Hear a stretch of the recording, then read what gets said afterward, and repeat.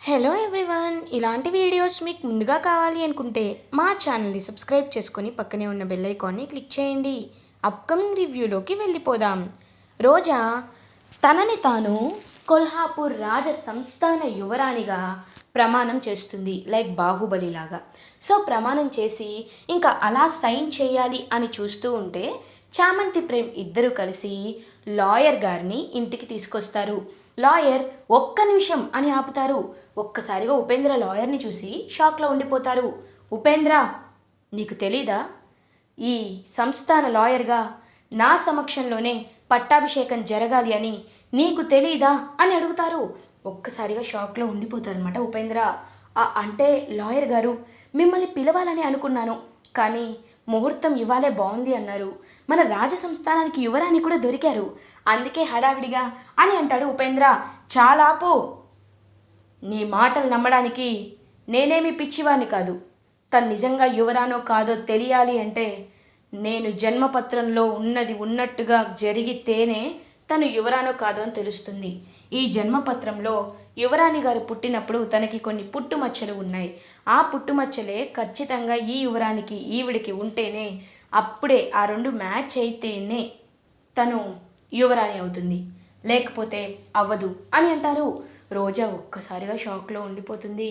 వామ్మో, దాని ఎవరికో ఎక్కడ పుట్టుమచ్చలు ఉన్నాయో నాకేం తెలుసు, ఇప్పుడు ఏం చేయాలి అని రోజా ఆలోచిస్తుంది. ఉపేంద్ర వైపు చూస్తుంది. ఉపేంద్ర, ఈ ట్విస్ట్ నేను ఎక్స్పెక్ట్ చేయలేదు, కాబట్టి ఏం చేయాలో నాకు అర్థం కావట్లేదు అని అంటాడు ఉపేంద్ర. సరే అమ్మ, ఎవరో ఒకరు వెళ్ళి అవి చెక్ చేయండి అని అంటారు. ఇంక వెంటనే ఒక పని మనిషి అయితే వస్తుంది. ముందుగా ఎడమ కాలి కింద ఉంటుంది అని అంటారు. ఎడమ కాలు కింద చూసేసరికి అక్కడ పుట్టుమచ్చ ఉండదు. రెండు, తనకి ఎడమ వీపు వైపు ఉంటుంది అని అంటారు, అక్కడ కూడా ఉండదు. ఇంకా రెండు పుట్టుమచ్చలు మ్యాచ్ అవ్వవు. సో మూడవది కూడా అలాగే మ్యాచ్ అవ్వదు. ఒక్కసారిగా షాక్లో ఉండిపోతారనమాట. ఇంకా అందరూ, చూడమ్మా, జన్మపత్రం ప్రకారం నువ్వు ఈ సంస్థాన యువరానివి కావు, నీకు అర్హతలు లేవు అని అంటారు. వెంటనే రోజా, సార్ ఒక్క నిమిషం, నేను చెప్పేది వినండి సార్.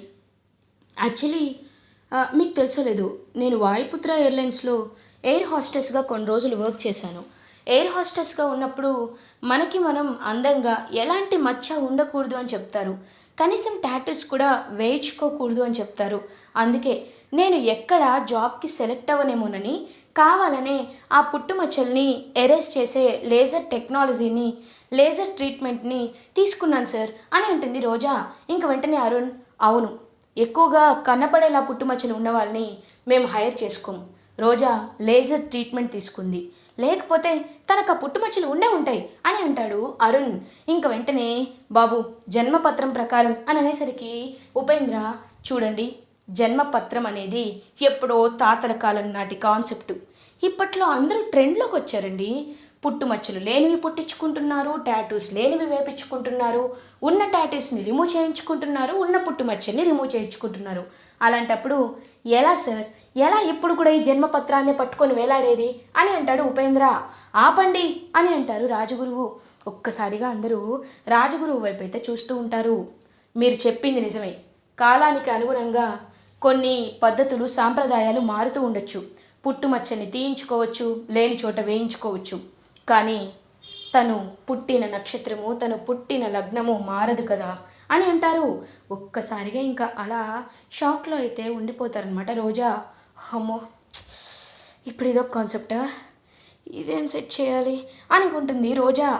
చెప్పండి అమ్మా, మీ పుట్టిన తేదీ, వారం, మీరు పుట్టిన సమయం అన్నీ చెప్పండి, నిజంగా మీరు యువరానో కాదో తెలిసిపోతుంది అని అంటారు. అంటే అది అని రోజా అంటుంటే అరుణ్ చెప్తాడనమాట birthday. So date of birth చెప్తే అక్కడ క్లియర్గా మ్యాచ్ అవ్వదు. ఒక్కసారిగా షాక్ అయిపోతారనమాట అందరూ. రమాదేవి ఏమో అప్పట్లో కూడా ఈ రోజా ఇలాగే నాటకాలు వేసింది, ఇప్పుడు కూడా ఈ రోజా ఏమైనా డ్రామాలు ఆడుతుందా అని మనసులో అనుకుంటుందన్నమాట రమాదేవి. చూడండమ్మా, మీరు ఇచ్చిన పుట్టిన వివరాలు బట్టి కూడా యువరానికి ఉండే అర్హత మీకు కనిపించటం లేదు, కాబట్టి మీరు యువరాణిగా పట్టాభిషేకం చేసుకోవడానికి అనర్హులు అని అంటారు. ఒక్కసారిగా రోజు, అలా ఎలా అంటారండి, అలా ఎలా అంటారు, నన్ను మా అమ్మ నాన్న తీసుకువెళ్ళిపోయారు, వాళ్ళు ఇప్పుడు అక్కడున్నారు, అది నాకెలా తెలుస్తుంది? నేను పుట్టిన డేట్ టైం అంటే అది 10th క్లాస్ సర్టిఫికేట్స్లో ఉంటుంది, కానీ అదే నా రియల్ అని చెప్పలేం కదా అని అంటుంది రోజా. సరే, మరి మీ దగ్గర పక్కాగా మీరే యువరా అని తెలిపే ఒక్క గట్టి సాక్ష్యమైనా ఉందా రోజమ్మ అని అడుగుతుంది చామంతి. ఏయ్, నువ్వు నోరు ముయ్ అని అంటుంది రోజా.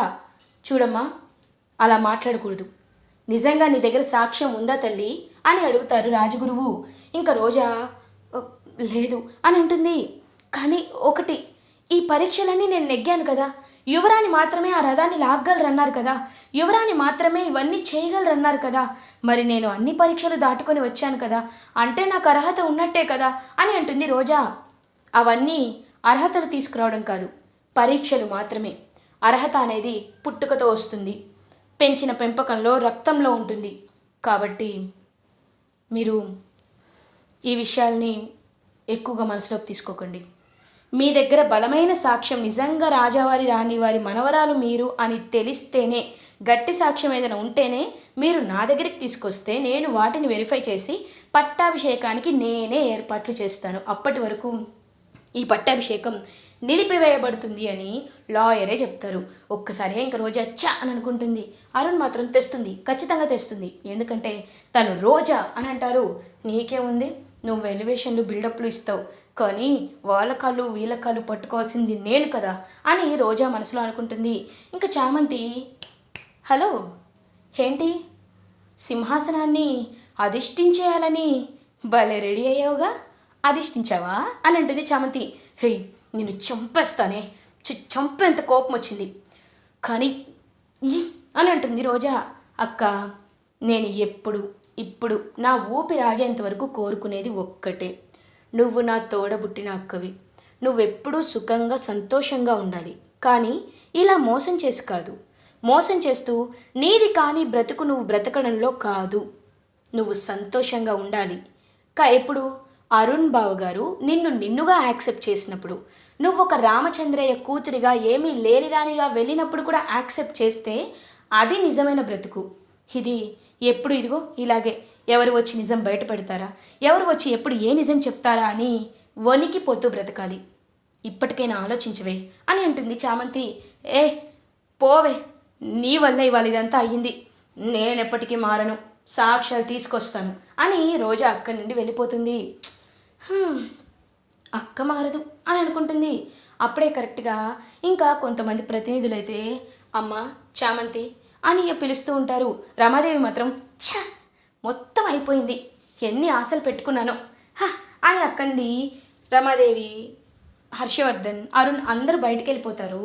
ప్రేమ్, చామంతి అండ్ కొంతమంది పనివాళ్ళు అండ్ ఆ ప్రతినిధులు మాత్రమే అక్కడ ఉంటారు. రాజగురువు కూడా ఉంటారు.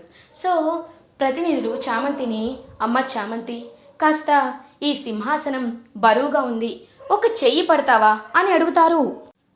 తప్పకుండా అని చెప్పి ఇంకా చామంతి అలా ఆ సింహాసనాన్ని పట్టుకోపోతూ ఒక్కసారిగా ఆ సింహాసనంపై పడిపోతుంది చామంతి. చామంతిని ఆ సింహాసనంపై అలా అధిష్ఠించి కూర్చుంటుంది. ఒక్కసారిగా ఇంకా ప్రేమైతే అలా షాక్లో ఉండిపోతాడు. ఇంక ప్రతినిధులు కూడా విల్ బి షాక్డ్ అనమాట. రాజగురువు ఏ రోజు ఏ ముహూర్తంలో ఎవరు కూర్చోవాలో వాళ్ళే కూర్చున్నారు. అంతా దైవేచ్ఛ. చామంతినే యువరాణి అనే సంకేతాలు నా మనసుకి, జ్ఞానేంద్రియాలకి తెలిసింది. కానీ ఈ విషయం సమాజంలో తెలియాలి అంటే ఇంకాస్త సమయం వేచి చూడాలి. ఈ జగన్నాథుడు ఆడే ఆటని ఇంకొన్ని రోజులు ముందుకు తీసుకువెళ్ళాలి అని ఇంకా అలా రాజగురువు అయితే చామంతిని ఆశీర్వదించి అక్కడి నుండి వెళ్ళిపోతారు. ఇంకా చామంతిని ప్రేమ్ చూస్తూ ఉంటాడు. ప్రేమ్ లేచామని చెప్పి చామ్ని లేపుతారు. బాబు, నేను పడిపోయాను బాబు, సారీ అని అంటుంది. పర్లేదులే చామ్, ఏమోలే, దా వెళ్దాం, ఇంటికి వెళ్దామని చెప్పి చామంతి ప్రేమ్ ఇద్దరు అయితే ఇంటికైతే బయలుదేరుతారు. అలా ఇంకా పట్టాభిషేకం ఆగిపోయింది అని చాలా బాధపడుతుంది రమాదేవి. రాజమణిహారమేమో హర్ష దగ్గరుంది. ఈ కనీసం ఈ రోజా అయినా యువరాణి అవుతుందేమోనంటే లాస్ట్ మినిట్లో హ్యాండ్ వచ్చింది. ఇప్పుడు ఏం చేయాలి? సర్లే, ఎక్స్పెక్టేషన్ పెట్టుకున్నప్పుడు కోల్పోతే ఇలాగే ఉంటుంది అని రమాదేవి అక్కడి వెళ్ళిపోతుంది. ఇంకా రోజా, సార్ మీరు మరీ ఎక్కువ ఎక్స్పెక్ట్ చేశారు కదా సార్, సారీ సార్ అని అంటుంది రోజా అరుణ్తో. రోజా, ఇలాంటివన్నీ ఎవరో కడుపు మంట ఉన్నవాళ్ళు వచ్చి క్రియేట్ చేసే hurdles. But I know you will cross all the hurdles and you will reach the ultimate aim. నువ్వు princess Roja, I know it. And society కూడా తెలుసుకునే రోజు ఒకటి వస్తుంది. ఆ రోజే జై హో రోజా అని అందరూ కొడతారు, ఓకే అని బయలుదేరుతాడనమాట అరుణ్. అవునవును కొడతారు, కానీ జై కాదు, దెబ్బలు అని అంటుంది చామంతి. ఏయ్, పుండుపై కారం చల్లుతుంది అని అక్కడి నుండి వెళ్ళిపోతుంది రోజా. రోజాని చూసి నవ్వుకుంటూ ఉంటుంది చామంతి. ఇది ఇలా ఉండగా నైట్ అవుతుంది. చామంతి అలా ఇంకా లాన్లో కూర్చొని అంతా మొత్తం టేబుల్స్ అదంతా క్లీన్ చేస్తూ ఉంటే అప్పుడే చామంతి పాపం చిన్న ముళ్ళు కాళ్ళకైతే గుచ్చుకుంటుంది. ఒక్కసారిగా షాక్ అయిపోతారు చంద్రిక. చామంతి ఏమైందే అని అడుగుతారు. అత్త అత్త నొప్పిగా ఉందత్త అని అంటుంది పాపం చామంతి. ఏం కదరా, పసుపు రాస్తాను రా అని చెప్పి ఇంకా ముళ్ళుని తీసేసి పసుపు అయితే రాస్తూ ఉంటుంది. అప్పుడే ప్రేమ్ అక్కడికి వస్తాడు. చామ్ చామ్ ఏమైంది చామ్ అని అడుగుతారు. ఏం లేదు బాబు, చిన్న ముళ్ళే గుచ్చుకుంది అని అంటారు. అయ్యో చూసుకోవాలి కచ్చాం అని చామంతిని చాలా బాగా పాపం బాధపడుతూ ఉంటాడు ప్రేమ్. కానీ అప్పుడే కరెక్ట్గా చామంతి ఎడమకాలకే ఆ ముళ్ళు గుచ్చుకుంటుంది. చామంతి ఎడమకాల కిందే ఆ పుట్టుమచ్చ అనేది ఉంటుంది. ఒక్కసారిగా అది చూసి షాక్లో ఉండిపోతాడనమాట ప్రేమ్. రాణి వారికి జన్మపత్రంలో రాసిన ప్రకారం ఎడమ కాలి కింద పుట్టుమచ్చ ఉంటుంది అని లాయర్ చెప్పిన మాటల్ని గుర్తు చేసుకుంటారు. అని నవ్వుతూ ఉంటాడు ప్రేమ్. ఏంటి బాబు అలా నవ్వుతున్నారేంటి అని అడుగుతుంది చామంతి. ఏం లేచాం, నీకు గుర్తుందా జన్మపత్రంలో ఎడమ కాలి కింద రాణి వారికి అదే యువరానికి పుట్టుమచ్చ ఉంటుంది అని చెప్పారు. నీకు కూడా ఎగ్జాక్ట్గా అక్కడే ఉంది చామ్ అని అంటారు. ఒక్కసారిగా చామంతి అయితే ఆలోచనలో పడుతుంది. పడి వెంటనే అక్కడిని వెళ్ళిపోతుంది. చామ్ చామ్ ఎక్కడికి వెళ్తున్నావు చామ్ అని అడుగుతాడు ప్రేమ్. ఇంకా చామంతి వెంటనే తన రూమ్లోకి వెళ్ళి డోర్ లాక్ చేసుకుంటుంది. ఇంకా అద్దంలో తన వీపుని తనే చూసుకుంటుందన్నమాట చామంతి. చూసుకునేసరికి కరెక్ట్గా ఎడమ వైపే తనకు కూడా ఆ పుట్టుమచ్చ అనేది ఉంటుంది. ఒక్కసారిగా చామంతి అయితే షాక్లో ఉంటుంది. రాణి వారికి జన్మపత్రంలో ఉన్నట్టు యువరానికి కాళ్ళ కింద పుట్టుమచ్చ ఉంటుంది అన్నారు, వీపుపై కూడా పుట్టుమచ్చ ఉంటుంది అన్నారు.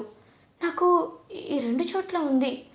అది మాత్రమే కాదు, యువరాణి నక్షత్రం రేవతి, నా నక్షత్రం కూడా రేవతినే.